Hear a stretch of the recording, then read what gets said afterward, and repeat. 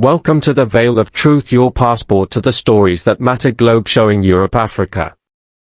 I'm thrilled you're here. Let me know in the comments where you're tuning in from around the world. Chapter 1, Arrival at Netherwood Manor.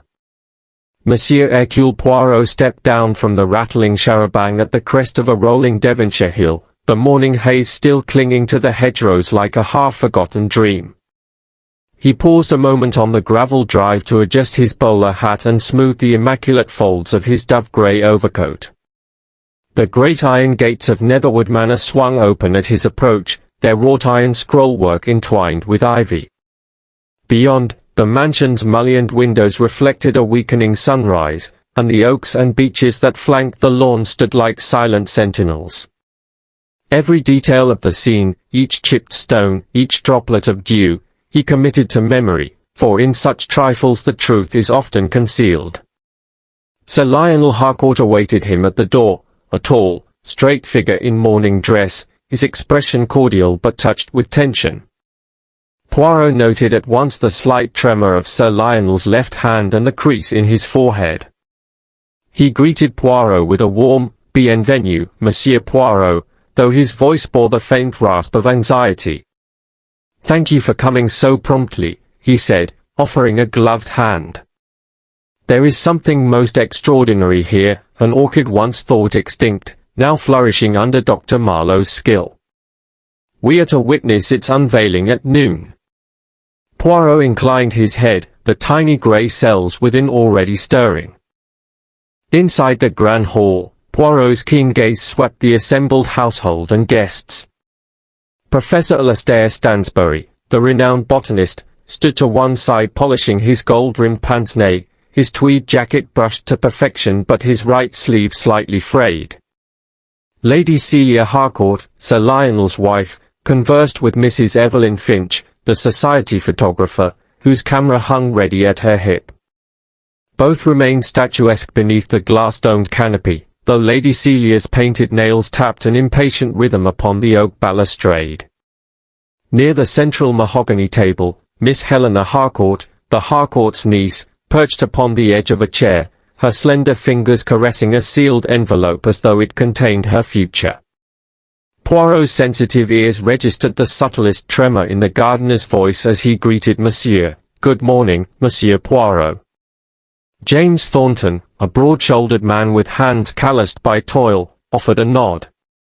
His shoes bore flecks of damp earth, impressive for an early hour, and something the detective duly noted. "Monsieur Thornton tends the orchids with singular devotion," Sir Lionel explained. "He has never failed us." Poirot replied courteously, though he reserved judgment. Botanical expertise could be as lethal as any blade. The hall itself was a marvel of Georgian design, parquet floors so glossy one might mistake them for marble, walls hung with tapestries depicting pastoral scenes, and a marble staircase spiraling upward like the shell of a great nautilus. A grand chandelier of crystal prisms hung overhead, casting refracted rainbows upon the walls. Poirot's eyes travelled to a small gilt-framed clock upon the mantel, its minute hand frozen at 5 minutes past 10. Why was such a detail left unattended? A servant hovered nearby, nerves twitching. Poirot made a mental note to inquire later. A discreet bell summoned refreshments. 2 footmen in scarlet livery bore a silver tray of eider-down warm tea and delicate patisseries. As Poirot lifted a porcelain cup, he observed a single smudge upon its rim, dark, nearly invisible to an unpracticed eye. He tasted the tea, no bitterness, no sulfuric trace, but kept the cup for later examination. Mrs. Finch busied herself with her camera, checking light meters and adjusting film canisters. She seemed keen to capture every angle of the forthcoming ceremony. Her professional eagerness held a trace of nervous excitement. Sir Lionel beckoned everyone to follow him through a narrow stone archway into the greenhouse. The air grew heavy and fragrant with moisture, and glass panes curved overhead like the hull of an inverted ship. Exotic ferns and orchids formed a labyrinth of verdure, their leaves glistening under the soft lights. In the center stood a solitary glass cabinet, its brass fittings gleaming. Poirot's heart quickened. He detected, beneath the stillness, an undercurrent of rivalry and concealed motives. As Dr. Clementine Marlowe entered, the assembled party fell silent. She was of medium height, with a serene countenance and hair piled high as if fashioned by the petals she so loved. Her gown was pale green, complementing her profession. Poirot watched as she drew aside the velvet drape with a flourish worthy of a stage actress. There, upon a black velvet cushion, rested the onyx star orchid, its petals inky as midnight and veined with silvery threads that caught the lamplight. A subtle gasp passed through the guests. Some reached for their glasses, others pressed a hand to their chest. Yet Poirot's attention strayed to smaller details, a single bead of moisture upon the underside of a leaf, as though someone had exhaled too near, a minute crack in the marble base of the display plinth, and a faint stickiness upon the velvet cushion. He noted also the direction of the air vents overhead, and the slight tilt of one pane that allowed a fragment of cool breeze to flirt with the tropical warmth. Each fragment of evidence he filed away carefully, knowing that later he would reassemble them like pieces of a jigsaw. Professor Stansbury applauded politely, though his lips betrayed a thin line of envy. Miss Helena's cheeks were flushed, as if the sight had brought a rush of apprehension rather than delight. Byron Cole, the investigative journalist invited to report on the spectacle, scribbled furiously in his leather-bound notebook, eyes alight with anticipation. Poirot observed that his pen rotated between his fingers in a restless manner, perhaps a sign of concealed impatience. And James Thornton lingered at the back, his posture rigid, hands clasped behind his back. Sir Lionel turned to Poirot. "Monsieur, your thoughts?" he asked, voice lowered. Poirot paused, inclining his head to study the orchid once more. His moustache twitched as he retrieved the teacup from his pocket and slid a pair of shining silver sugar tongs from his waistcoat. "My dear Sir Lionel," he replied, "there is much to admire here, indeed. Yet I detect beneath the splendor the faintest trace of something amiss. This rare flower, this grand hall, and these gracious guests, they are but the stage upon which something far more intricate shall soon unfold." He replaced the tongs gently and replaced the cup in his pocket. A hush settled. Poirot's gaze traveled from face to face. Each held a secret, envy, ambition, fear, or something darker. He smiled with imperceptible geniality. "At noon," he added softly, "we shall witness a marvel. But until then, we must each keep our senses alert. The truth hides in the smallest particulars." With that, he stepped back into the mist-laced morning, cloak swirling, moustache bristling with quiet purpose, determined to unravel the hidden web that awaited him within the heart of Netherwood Manor. Chapter 2: The Unveiling.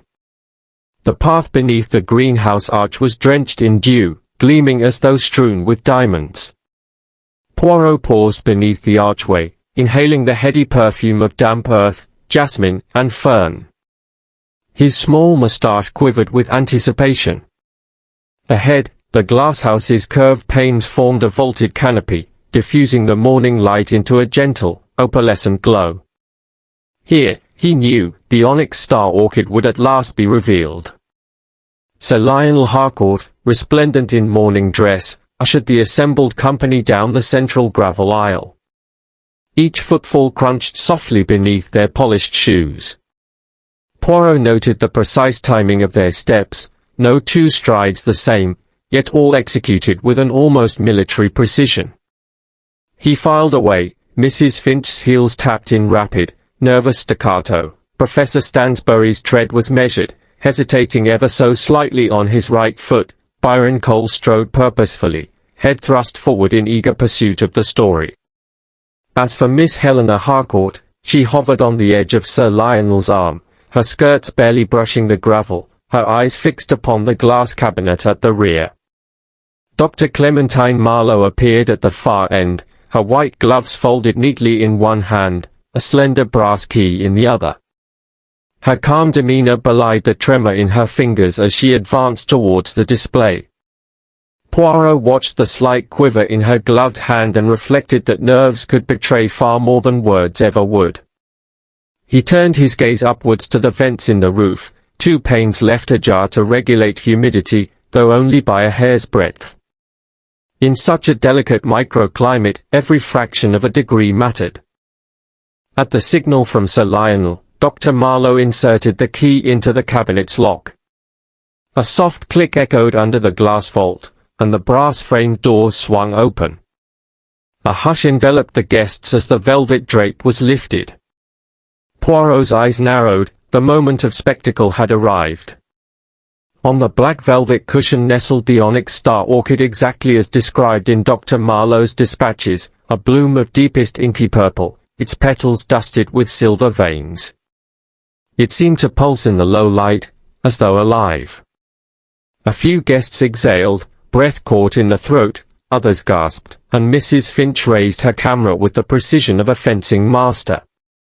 Poirot observed a single droplet of moisture on the rim of the display's brass frame, perfectly spherical and reflecting the lamp's glow. It had not fallen from above, its position was too deliberate.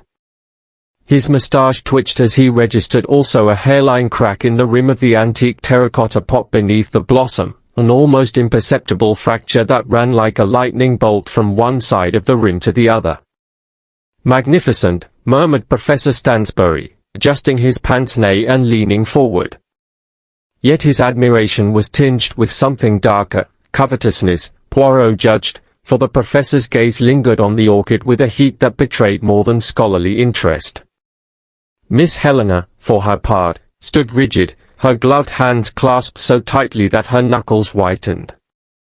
Poirot watched the ever-so-slight turn of her head towards her aunt, Lady Celia, and the hurried swallow that followed.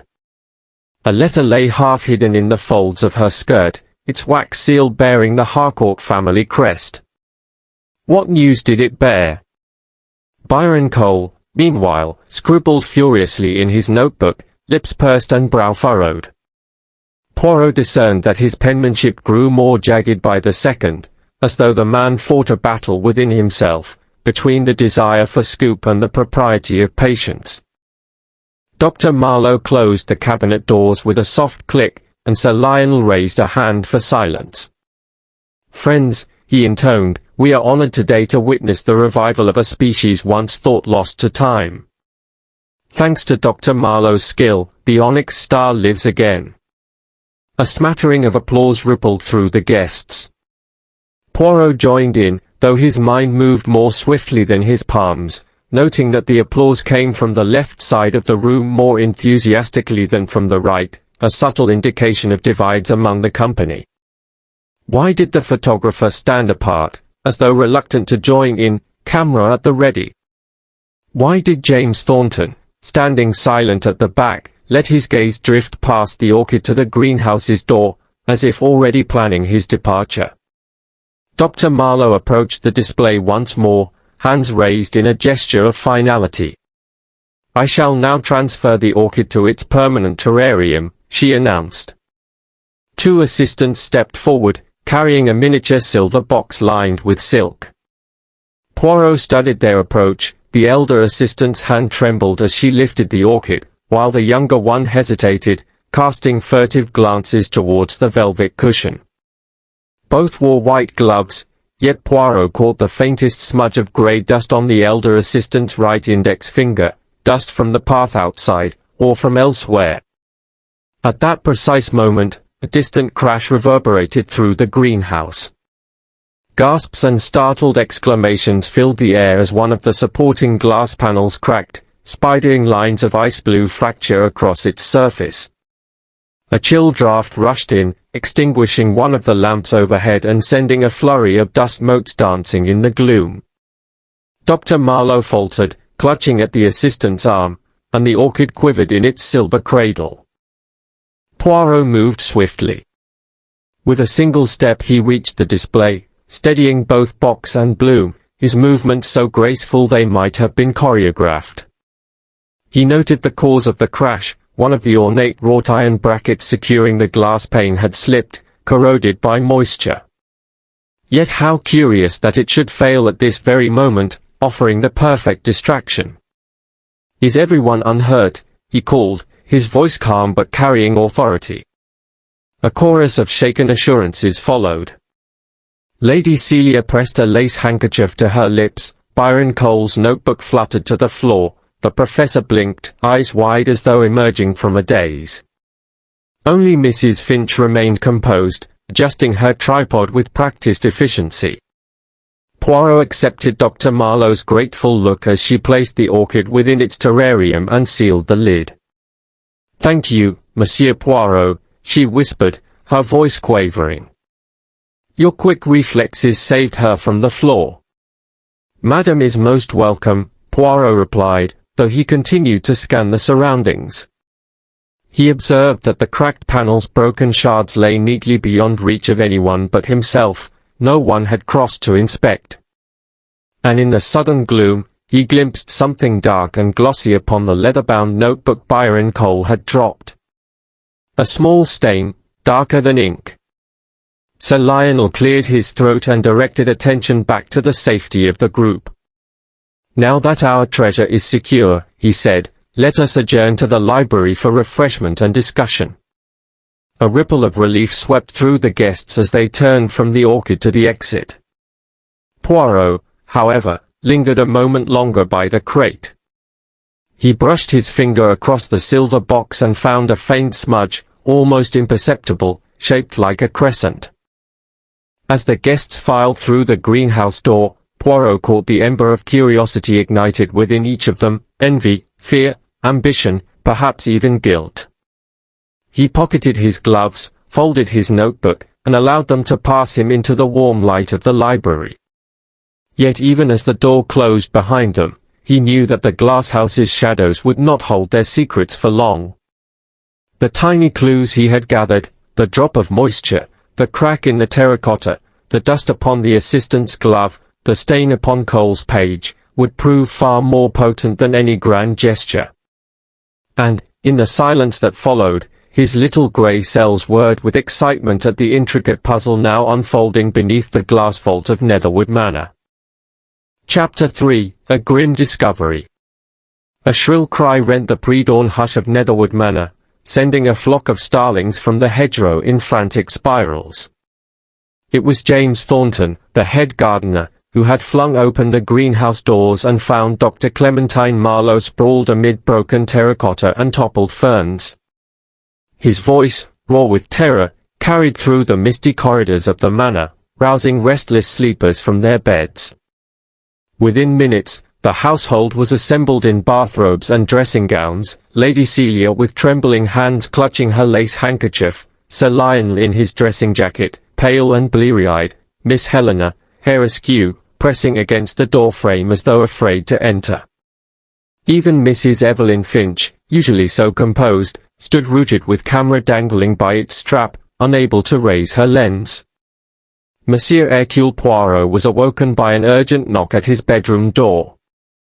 He sat upright on the edge of the four-poster, his neat dressing gown falling away to reveal the meticulous folds of his trousers.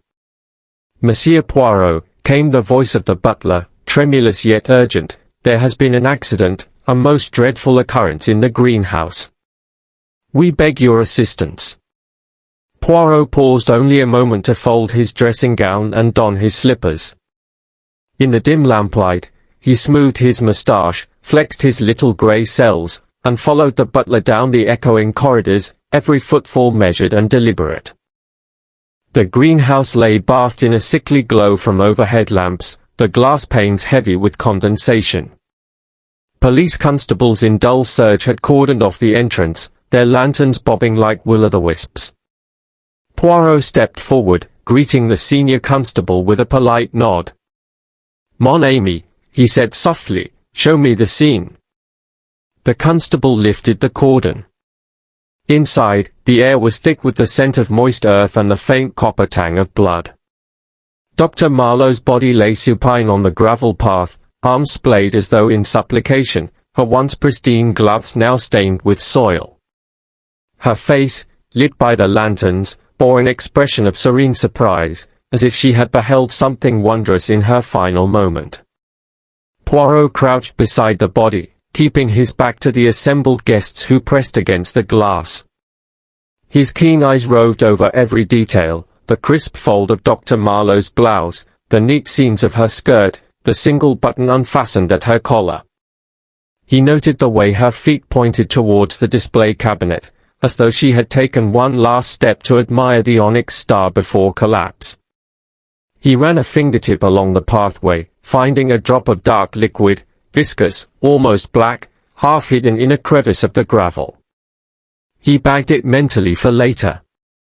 Nearby, the shattered remains of the orchid's terracotta pot lay scattered in a fan of clay and root. One perfect petal, jet black veined with silver, rested upon Dr. Marlowe's collar. Poirot traced its origin back to the display cabinet. If the bloom had been tampered with, this displaced petal was the proof. He also discovered a fine hairline crack in the rim of the cabinet itself, invisible in yesterday's light but now glaring in the lantern's beam. It suggested a surreptitious blow, or perhaps a hastily concealed fracture from a prior encounter.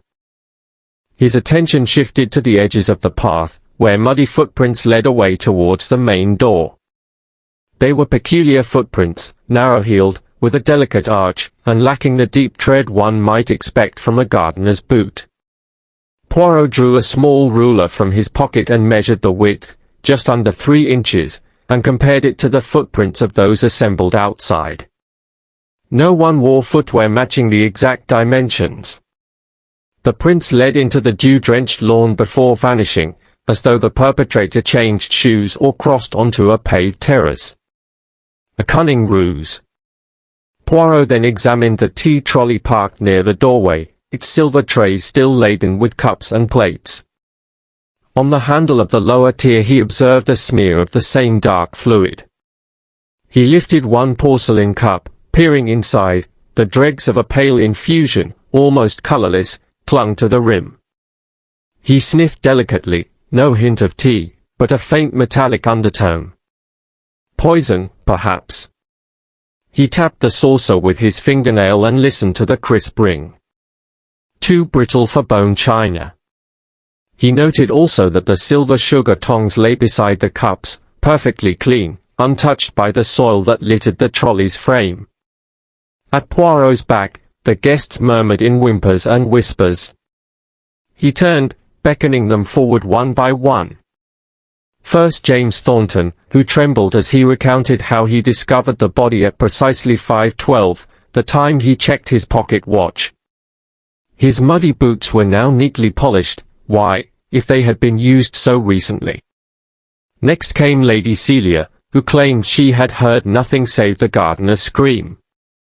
Her voice cracked when she mentioned the orchid, her lacy glove bore a small speck of clay.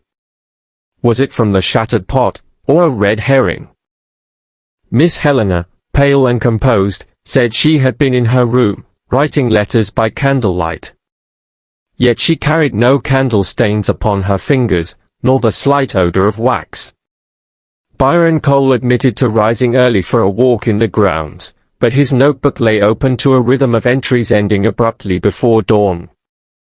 Mrs. Finch swore she had remained in her bedroom, preparing film plates, yet her camera lens cap was smeared with moisture. Each alibi, Poirot judged, bore holes like the cracks in the pot rim. With his interrogations complete, Poirot returned to the body. He placed a white-gloved hand under Dr. Marlowe's wrist and found it cold without rigor mortis. She had died less than an hour ago. He tapped the gravel path with his cane, considering. The broken pot, the mysterious fluid, the odd footprints, the sugar tongs, each a piece of an intricate puzzle. And then he noticed, half hidden under a frond of fern, a crushed orchid leaf bearing runnels of sap, a rare alkaloid extracted from the onyx star itself. Monsieur Poirot rose, his expression composed yet intense. Miss Amis, he said softly, the locking of the greenhouse doors last night was no mere precaution. Someone wished to ensure that no one left, or, perhaps, that no one entered unnoticed. And the means by which our unfortunate friend met her end is contained within these small, scattered fragments of evidence. He gestured to the glass shards and the smeared trolley handle. I beseech you all to remain calm and refrain from leaving this scene. At present, any one of us must be considered both witness and suspect. As the first glimmers of dawn brightened the greenhouse glass, Poirot surveyed the assembled circle, each face illuminated in the pale light, each expression a mask of shock, fear, or guile.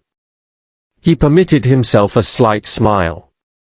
The game, he knew, had truly begun. The murderer had left a trail of minutiae, trusting in the chaos of a shattered orchid to obscure the truth. Yet for Poirot, who prized the smallest particulars above all, this was not disorder but opportunity. Underneath the stillness of Netherwood Manor, in the damp hush of the greenhouse, a terrible secret waited to be unearthed, and he, Hercule Poirot, was resolved to reveal it. Chapter 4. Gathering Testimonies. By mid-morning the skies over Netherwood Manor had cleared to a pale, cold blue, while inside the library a fire crackled softly in the hearth. Heavy drapes preserved the hush of candlelight, though sunlight filtered in through stained glass panes, painting the Persian carpet in jewel-like pools. Sir Lionel Harcourt, pale and drawn, had summoned the household and guests to confer with Monsieur Poirot. A polished mahogany table stood at the room's center, strewn with notebooks, gloves, and a single broken sugar tongue from the tea trolley. On the walls hung oil portraits of stern ancestors, as though they watched, disapproving, the gathering below. Poirot stood at the head of the table, his posture impeccable, moustache bristling with quiet resolve. "Miss Amis," he began, "we must now pore over each witness's account of last evening and this morning. I ask you to speak without reserve. Nothing is too trivial." He gestured to the first chair. Professor Alastair Stansbury, pince-nez in hand, rose with studied grace. "Professor," Poirot invited, "where were you between 7 and 10 p.m., following the dinner?" Stansbury's tweed jacket rustled as he seated himself. "I retired to my room to consult relevant botanical texts," he explained. "I required reference to Pemberley's Flora Exotica for a lecture I deliver next week." He produced a copy of the volume, its spine worn. "As you see, I underlined passages until almost 9:30. Thereafter I wrote notes until the candles guttered." He tapped the desk lamp. "I then slept soundly until awoken by Thornton's scream." Poirot inclined his head. "And your shoes?" he asked softly, indicating the professor's immaculately shined brogues. "Were they in the corridor after 9? Stansbury's brow furrowed. "I suppose, well, no. I left them by my bed. I never wander the corridors at night." He paused, blinking as though puzzled by the question. Poirot made a small note, a refusal to revisit the wardrobe outside dinner. Next came Miss Helena Harcourt, her composure trembling beneath a rigid calm. She slid into the chair, clutching the sealed envelope from the unveiling. I was in my room, writing letters," she murmured, voice barely above a whisper. "Letters to my solicitor regarding my late father's estate." She produced several sheets of cream stationery, each bearing the Harcourt crest. "I sealed them and sent for the butler to fetch these to the post room. I never left until I heard the gardener's cry." "May I see these letters?" Poirot requested. Helena hesitated. "They are private," she said, "but I suppose you may glance." She handed them over, and Poirot noted the handwriting, neat, deliberate, the ink still fresh. No smudges, no wax seals broken. "And the envelope you carried yesterday, what does it contain?" Helena's eyes flickered. "A summons to relocate to London for schooling. I had hoped to delay the decision." Her lips pressed into a firm line. Poirot noted a faint crease on the seal, as though it had been opened and resealed. He tucked the letters into his pocket for later scrutiny. Byron Cole, the journalist, was next. He stood, notebook clutched in one hand, black spectacles perched low on his nose. "I took an early walk," he declared. "Between 7 and 9 I strolled the grounds, gathering observations for my article. I paused by the lake to make notes, snapped a few candid photographs, though in truth I lacked sufficient film." He shrugged, as though apologizing for his own indecision. "After that, I helped the maids clear the table and liaised with Mrs. Finch on photographic requirements." Poirot raised an elegant eyebrow. "You aided the maids," he repeated. "You are not of the household staff." Cole flushed. "It was nothing, just carrying trays. I thought to be useful." He glanced at Mrs. Finch, who sat silently, camera lying on her lap. "Then I returned to my room at 9, where I wrote until lights out." "And your shoes?" Poirot prompted, as though naming a familiar friend. "They are broad-soled boots, are they not?" Cole shifted. "Yes, but I polished them this morning." He tapped one boot. "I assure you they were clean when I went out." Poirot made a note of the polishing. Mrs. Evelyn Finch rose with a poised sigh, her camera clicking softly as she set the strap aside. "I was restless," she confessed. "After dinner I examined my film, gloves off, of course. I changed cartridges by the window to catch the ambient light. I heard no disturbance, only the wind rattling the old glass." She gestured toward the greenhouse door visible through an inner window. "I glanced outside at 9:30, but saw no one." Poirot observed the pink-tipped fingernails of her right hand, untouched, immaculate. Yet on her left glove he detected a faint smudge of clay. "I must have leaned on the ledge when I peered out," she murmured. Poirot filed away the glove smudge as a curious detail. Last, James Thornton, the gardener, entered with hesitant steps. Mud speckled his polished boots, even now. He sank into the final chair. "I was in the greenhouse until 9:15, watering the seedlings," he said, voice low. "I left when Dr. Marlowe requested evening privacy. I heard no odd noise until 5:12 this morning, when I discovered her." He wiped his palms on his trousers.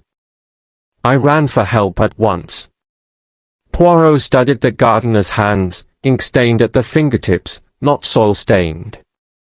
"Your handwriting here," he said, extracting a folded maintenance log from the table, "notes that you inspected the vents last night." The log was indeed in Thornton's handwriting. "Why not water at 9, as you say, rather than inspect vents?" Thornton's eyes widened. "The vents regulate temperature.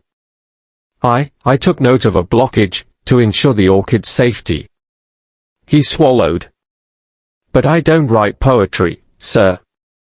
Poirot noted the ink quality, fine fountain pen ink, not the dull lead of a gardener's pencil.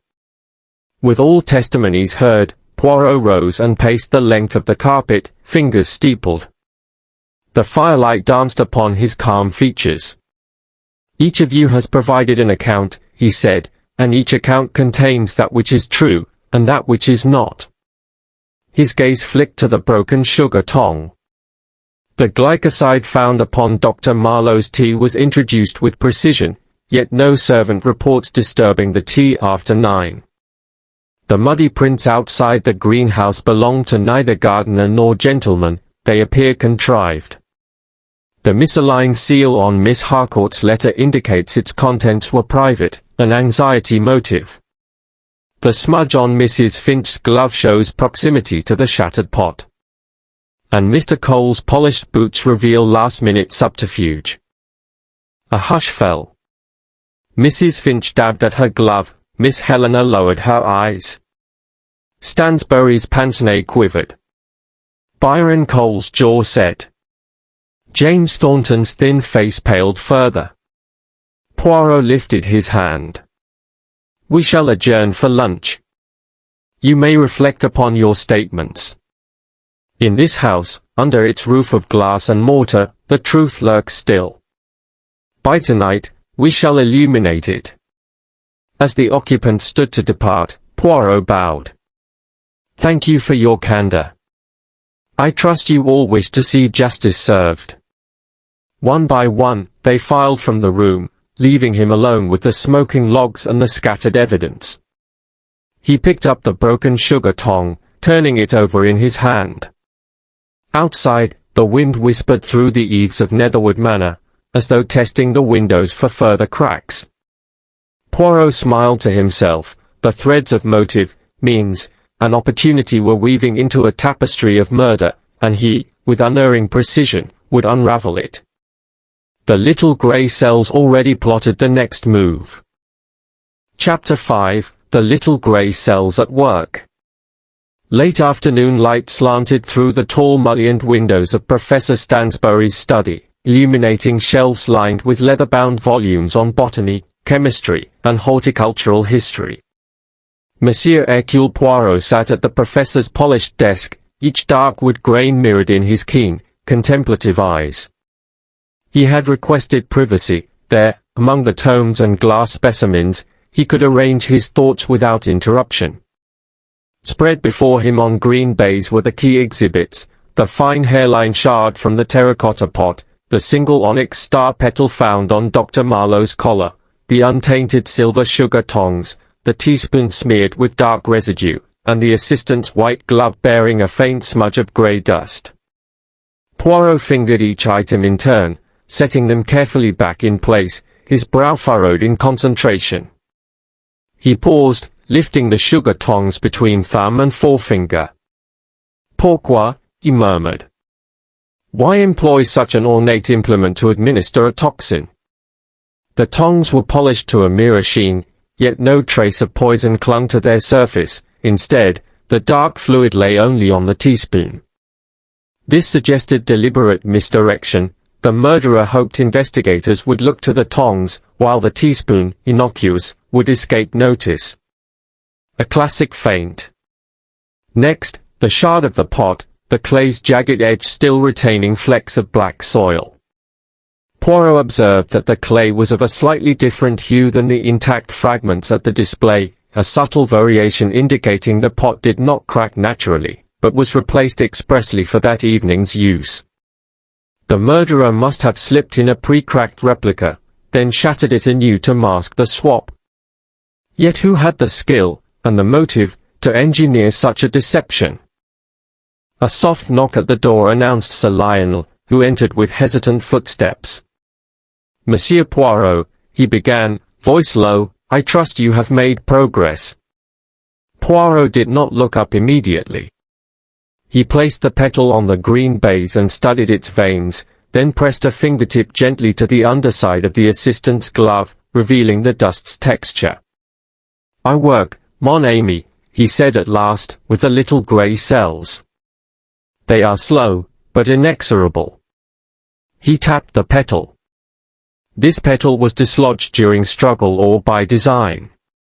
Its location, on Dr. Marlowe's collar, implies she handled the orchid immediately prior to her collapse.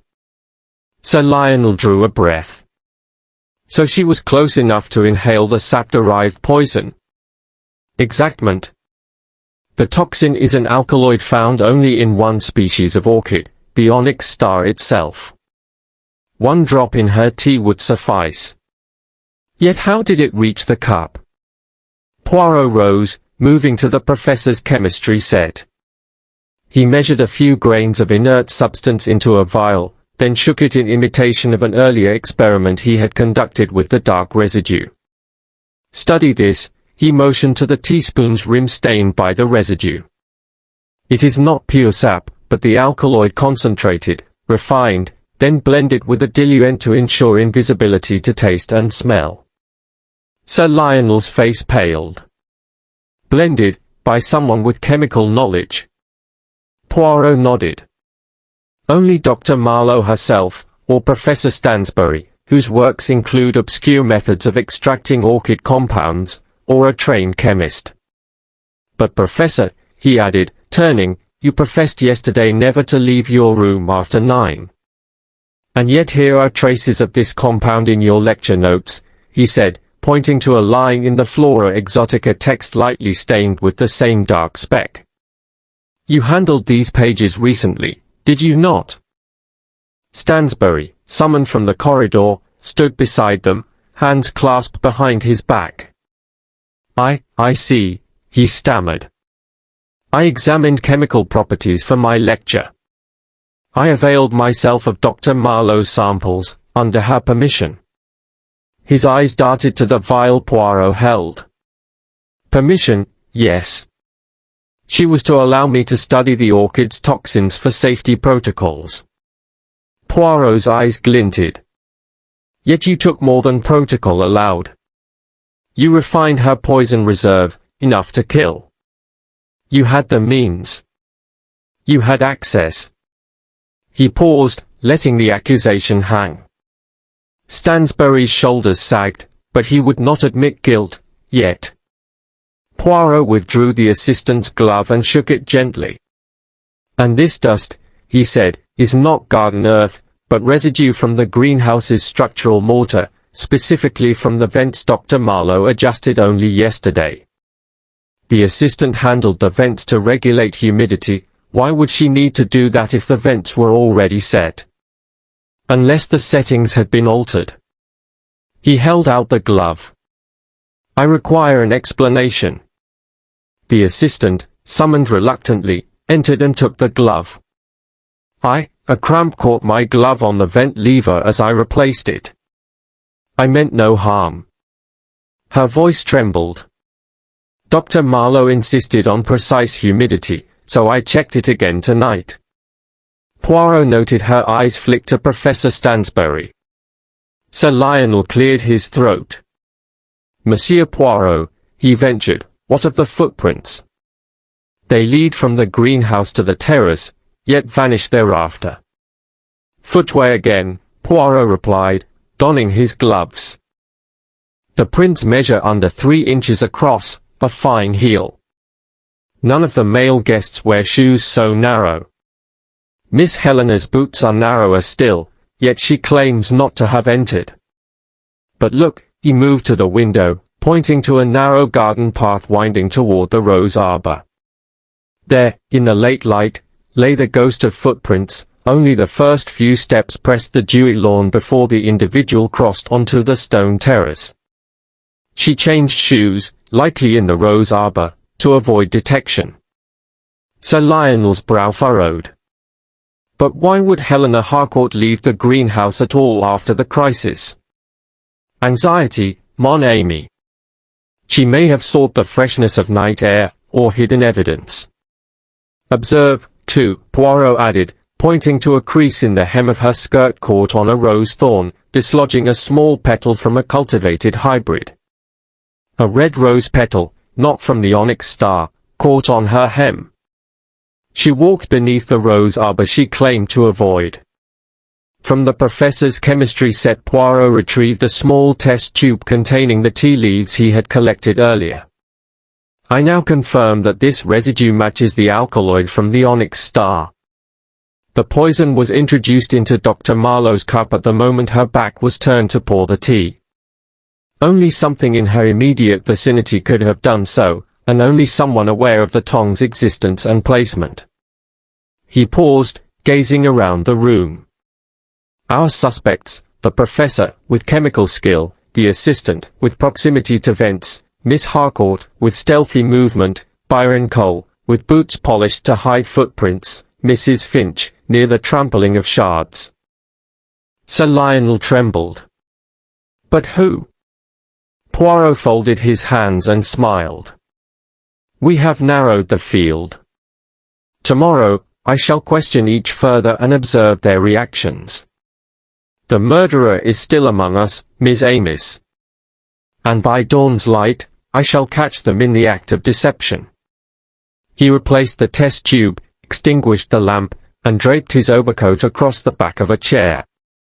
As he stepped toward the door, he turned once more. Remember, the smallest detail, the subtlest turn of phrase, reveals the greatest truths. I rely not on luck, but on method, and on the invisible threads that bind actions to motives." With that, he departed, leaving Sir Lionel to stare at the scattered evidence and the flickering embers of the hearth. Alone in the dying glow, Poirot's little grey cells danced with possibilities.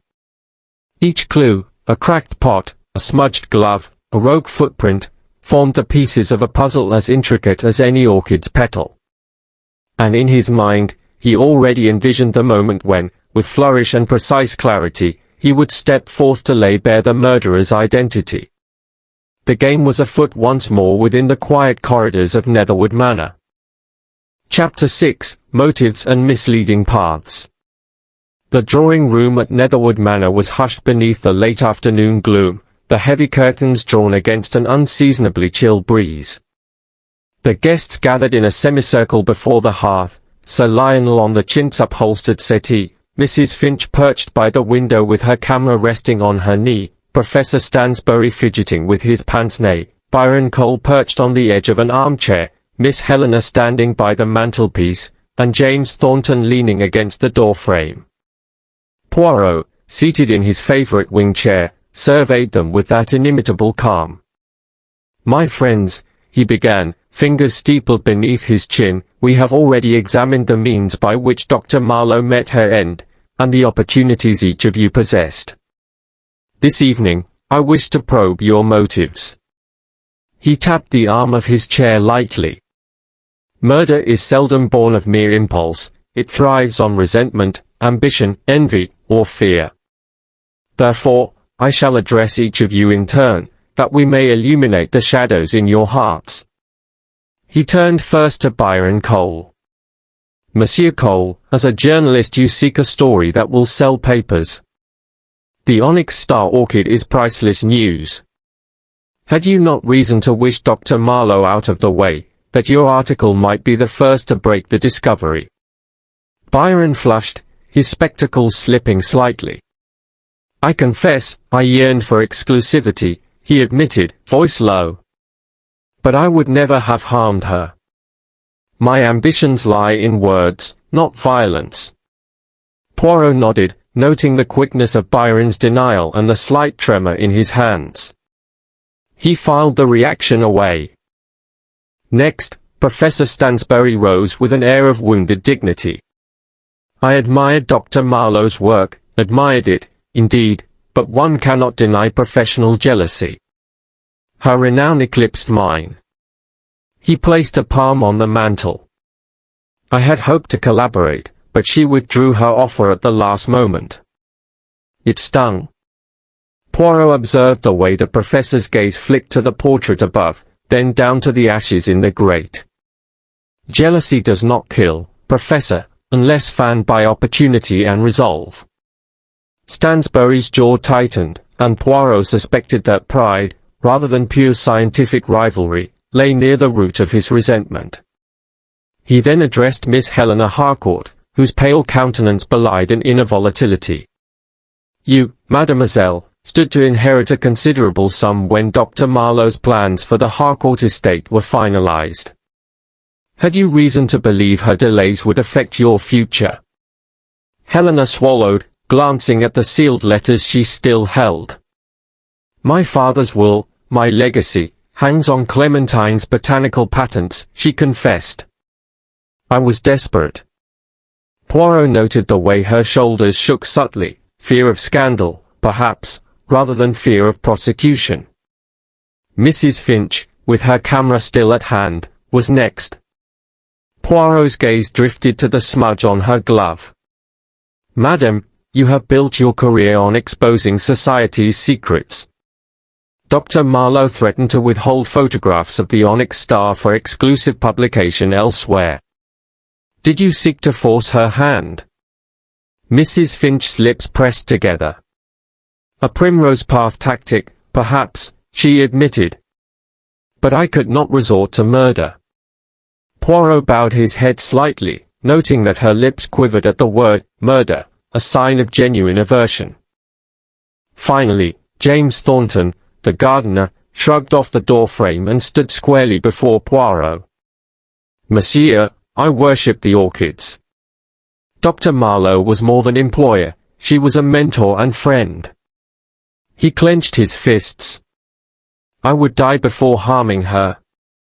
Poirot detected sincerity in the gardener's quiet anguish, though he remained vigilant to the possibility of misplaced loyalty. When each had spoken, Poirot rose and placed a thin envelope on the low table beside him.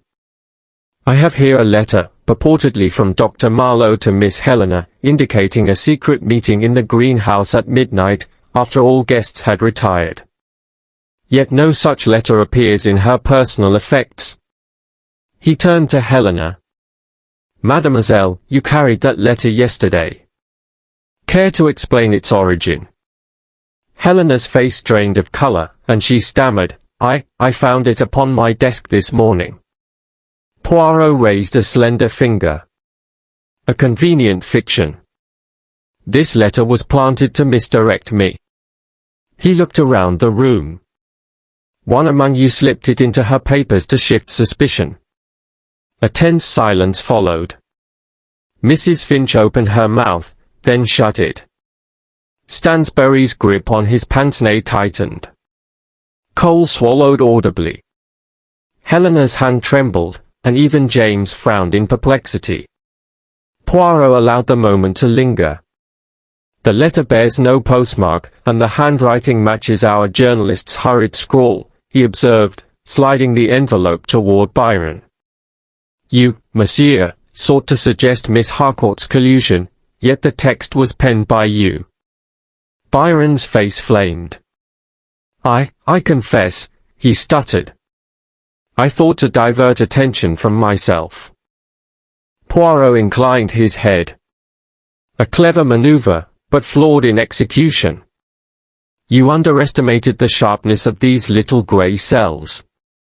He selected the cracked pot shard from a shallow dish beside him. "This fragment," he said, "comes from a replica pot, not the original in the display cabinet. That replica was stored here in the professor's study." He fixed Stansbury with a steady look. "Professor, you alone had both access to this study and the chemical acumen to prepare the orchid's alkaloid. Your lecture materials bore traces of the toxin." Stansbury's composure wavered. I only borrowed the sample for analysis," he insisted, voice trembling. "But you refined it into a lethal dose," Poirot persisted. "And you surreptitiously swapped the intact pot for the damaged replica before the unveiling, so that when Dr. Marlowe moved to lift the orchid, the pot would fracture, scattering clay and roots, delaying any suspicion of foul play until the time was ripe." He paused, letting the full import sink in. Professor Stansbury sank into an armchair, wiping his brow. "Yes," he confessed at last, "but I did not intend. I only meant to frighten her, to regain her respect." I watched as she drank her tea, his voice caught. "I never meant her death." Poirot nodded gravely. "Mere fright can become fatal, Professor, when one miscalculates the potency of one's own poison." Before the professor could collapse under guilt, Poirot turned to consider the others. "Yet how did you ensure that the poison tea reached Dr. Marlowe and no other?" "The sugar tongs were placed for general service. The teaspoon, stained with the alkaloid, was yours, Professor, yet it was too innocuous an instrument to draw notice." He paused, glancing first at Mrs. Finch and then at James, who had remained silent. "And someone compelled the assistant to reset the vents, creating that crack in the glass panel to distract us at the moment of transfer." He looked again at Helena's wasted letters and the gardener's unsoiled hands. A soft knock at the door heralded the butler's entrance. "Sir, the missing silver teaspoon has been found in Mrs. Finch's camera bag." All eyes swung to Mrs. Finch. She paled, fumbling with the camera strap. I thought to preserve it as evidence," she stammered, "lest it be destroyed." Poirot raised an eyebrow. "Noble intention, perhaps. yet imprudent. He leaned forward, gathering his coat about him. Each of you has played a part in this dark ballet, some as dancers, others as unwitting stagehands. But only one was the choreographer of Dr. Marlowe's final hour. He studied the circle before him. Tonight, I shall rest, but tomorrow, in the greenhouse, we shall see who cracks under scrutiny, and who clings to innocence. With that, Poirot signalled the end of the session. The guests dispersed, each weighed by his words. Sir Lionel closed the door, and Poirot exhaled, tapping his cane. In that brief half-light, as the shadows lengthened across the carpet, he allowed himself a small, satisfied smile. The threads of motive and misdirection had been teased apart, now only the final knot remained, and he, with unerring method, would soon untie it. Chapter 7, The Red Herring. The oak-panelled dining room at Netherwood Manor gleamed by candlelight, its long table laid with gleaming silver, fine bone china, and crystal goblets that caught the flicker of flames. Outside, the wind rattled the stained glass transoms, but within, warmth and murmur prevailed. Servants in black and white livery moved discreetly, pouring claret and topping tureens of consommé. The atmosphere was strained yet civil, as though each guest sought refuge in routine while uneasy thoughts churned beneath polite conversation. Monsieur Poirot sat at the head of the table, his posture composed, his moustache immaculately waxed. Across from him, Sir Lionel and Lady Celia exchanged anxious glances, while Professor Stansbury fidgeted with his napkin. Byron Cole nibbled at his asparagus, eyes darting toward Poirot, and Mrs. Finch photographed each course with restless efficiency. Miss Helena Harcourt sat nearest the door, glancing over her shoulder as though expecting someone, or something, to appear. James Thornton lingered at the foot of the table, his posture stiff, fingers brushing the water glass as if the slightest tremor might betray his guilt. Poirot raised his hand for silence. Miss Amis, he began in a calm, measured voice, we gather this evening not merely to dine but to confront the shadow that has fallen upon our household. Dr. Clementine Marlowe's tragic demise demands resolution. I propose to unveil the identity of her murderer by the conclusion of tonight's repast. A hush fell, the servants froze in mid-gesture, and even the crackle of the fire seemed to pause. The first course of consommé was served. Steam curled from the bowls like ghostly tendrils. Poirot sipped, closing his eyes as though tasting not just the broth but the very essence of the room. He opened them slowly, scanning each face in turn. Justice, he continued, requires that we eliminate doubt. He set down his spoon. And so I shall put to you one final test of evidence and demeanor. He looked to James Thornton. Monsieur Thornton, pray stand. The gardener obeyed, rising with rigid resolve. His boots, polished yet uncanny in their consistency, tapped once on the parquet before he halted. Poirot leaned forward. You discovered the body at dawn and summoned help, he began, yet your alibi contains a contradiction. You claim to have polished your boots only this morning, yet the mud upon them this evening is identical in composition to that on the greenhouse floor, soil that dries unevenly. You could not have both buried that mud and polished it away. James swallowed. Monsieur, he stammered, voice trembling. Poirot raised a hand, palm outward. Not yet, monsieur. There is more. He drew from his breast pocket a single orchid petal, jet black and silver-veined, and held it aloft. This petal was found upon Dr. Marlowe's collar.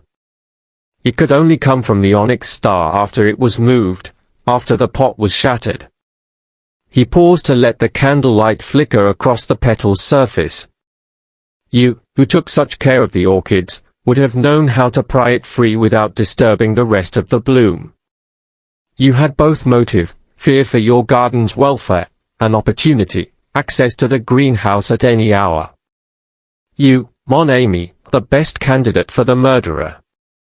A stunned silence followed. Sir Lionel's fork clattered against his plate. Byron Cole's jaw dropped, Mrs. Finch gasped, camera strap jangling. Miss Helena's eyes widened, moist with unshed tears. James's colour drained entirely, he looked as though the accusation had already condemned him. He opened his mouth, then closed it, shoulders sagging beneath the weight of suspicion. I loved her, he murmured. I would never, he could not finish. There is no finer evidence than motive intertwined with method, Poirot said gently, replacing the petal and turning to James. You will accompany the constable to await questioning. 2 constables, standing discreetly by the door, stepped forward. James cast one last look around the room, affection, despair, and pleading in his eyes, before he was led away. As the door closed behind him, collective exhalation swept through the guests. Utensils clinked as the servants cleared the consommé dishes and replaced them with platters of roast duck and potatoes. The din of resumed conversation was uncertain, hushed, relief fighting alongside lingering doubt. Sir Lionel gave Poirot a grateful nod, Lady Celia dabbed her eyes with a lace handkerchief. Poirot, however, remained impassive, lips pressed into a thin line. Halfway through the roast course, while the others whispered speculations, Miss Helena slipped from her seat and approached Poirot. He glanced up at her, acknowledging her presence with a slight nod. She handed him a folded slip of paper, her fingers shaking so violently that the candlelight trembled with her movements. Monsieur, she whispered, I meant to speak sooner, but I could not interrupt. It was among Dr. Marlowe's belongings in her desk drawer. Poirot accepted the paper discreetly, refolding it and slipping it into his jacket pocket. May I trust you? She asked, voice low. He inclined his head. You may trust me implicitly, mademoiselle. He returned to his plate, eating deliberately while she resumed her seat. Guests cast curious glances, but Poirot said nothing further until dessert was served, slices of lemon tart, sharp and bright, followed by port in small crystal glasses. Once the tart dishes had been removed, Poirot rose again, glass in hand. Miss Amis, he said, voice clear, tonight we have witnessed an accusation that may serve as a distraction from the true culprit. While we allow the constables to pursue Monsieur Thornton's questioning, I invite you to reflect on what we might have overlooked. He tapped the rim of his glass lightly. There remain unanswered questions. Who planted the cracked replica pot? Who instructed the assistant to tamper with the vents, causing the panel to break and distract us? And why was this sketch, he glanced toward Helena, missing from Dr. Marlowe's notebooks but quietly slipped into her papers? Byron Cole shifted uneasily. Professor Stansbury cleared his throat. Mrs. Finch's eyes flickered with unease. Helena pressed her lips together, as though guarding a secret. Poirot's gaze settled on each in turn, his velvet brown eyes probing for the slightest sign of guilt. Tomorrow, he concluded, we shall reconvene in the greenhouse and examine the scene anew, unclouded by the diversion we have just enacted. The deepest ruse is the one we welcome ourselves, the most revealing clue is the one we overlook. I trust you all to consider this over your rest this night. With that, he sat, leaving a charged stillness in his wake. Conversations resumed but were muted, voices hushed, glances furtive. Byron Cole and Professor Stansbury exchanged a brief, guarded word. Mrs. Finch studied her camera as if it might speak. Lady Celia fussed over her napkin. Sir Lionel stared into the glowing embers of the hearth. Only Miss Helena's eyes remained on Poirot, hopeful yet anxious.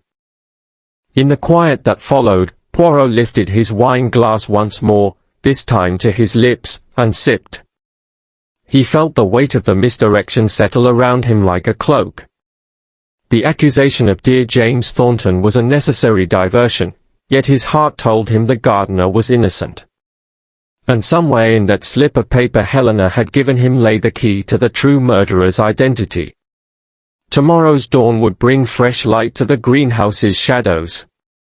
Poirot's little grey cells, ever vigilant, already danced with anticipation at the final twists of this intricate puzzle. Chapter 8. Denouement in the Greenhouse. At first light, a pale gleam of dawn filtered through the glass vault of the greenhouse, casting the dew-speckled plants in a silvery haze. Poirot summoned the remaining guests, Sir Lionel, Lady Celia, Miss Helena, Professor Stansbury, Byron Cole, and Mrs. Finch, to reassemble beneath the onyx star's terrarium. The air hung cool and still, as though the glass house itself held its breath in anticipation. Servants stood discreetly at the back, and a solitary constable waited by the door. Poirot's neat figure, framed by hanging ferns, conveyed calm authority. His little grey cells bristled with the pleasure of imminent revelation.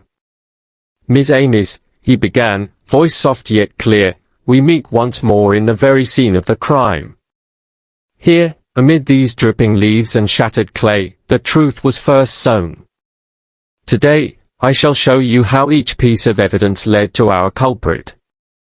He gestured to the cracked ceramic fragments laid upon a small marble pedestal. "Observe again this broken pot. It is not the original from yesterday's display but a carefully crafted replica, substituted in the dark." He bent to pick up one shard. "Note how the clay's composition differs in hue and density. This switch ensured the pot would fracture under slight pressure, delaying discovery of foul play." He moved slowly to the center aisle. "Now, consider the sugar tongs on the tea trolley." Poirot retrieved the gleaming silver implement from a nearby tray. These were polished to distract investigators from the true instrument of death, the teaspoon. He held aloft a slender teaspoon, its bowl faintly tinted with residue. The poison was refined from the orchid sap and blended with a diluent, making it imperceptible to taste or smell. He tapped the teaspoon. It was this innocuous implement that introduced a single drop into Dr. Marlowe's tea. The murderer relied on its commonness to evade suspicion. Miss Helena's eyes widened as Poirot replaced both utensils and approached the eastern vent. "Recall the crack in the glass panel," he said, pointing to the spiderweb lines above. "Our cunning culprit loosened the wrought iron bracket here, then summoned the assistant under false pretense to adjust humidity." He waved to Mrs. Finch, who pressed her gloved hand to her chest. When the assistant operated the vent, the panel gave way, creating a loud crash and temporary darkness. He paused, letting the memory settle. That flourish of chaos concealed the moment when the teaspoon, bearing poison, left the trolley. Poirot then returned to the terrarium. But why kill Dr. Marlowe? Financial gain? Professional rivalry? Or perhaps fear of disgrace? He drew from his waistcoat a folded slip of paper, the very note Miss Helena had discovered in Dr. Marlowe's desk. Carefully, he unfolded it. This, penned in Dr. Marlowe's distinctive hand, was her private warning to Professor Stansbury. He read aloud. "I shall speak at the Royal Horticultural Society of evidence that you presented my research as your own. Meet me here at midnight if you wish to avoid public scandal." A sharp intake of breath rippled through the assembly. Professor Stansbury's face paled, eyes fixed on the note. "Dr. Marlowe uncovered your plagiarism," Poirot continued. "Your lecture drafts were marred by her annotations. Exposure would have destroyed your career." He turned to the professor. "You, with your chemical knowledge, refined the orchid's alkaloid into a lethal dose. You substituted the pot with a replica to ensure it shattered at unveiling, scattering clay to suggest accident rather than malice. You then tampered with the vent bracket to orchestrate your diversion." Professor Stansbury sank to his knees, raking his hands through his hair. "It was meant only to frighten her, to force her silence," he sobbed. I followed her into the greenhouse at midnight, confronted her, and in panic slipped the poison into her tea. I never intended for her to die. His voice broke, tears glistening on his cheeks. Poirot knelt beside him, placing a gentle hand on the professor's shoulder. Fear and desperation can lead even the fondest colleague to tragedy.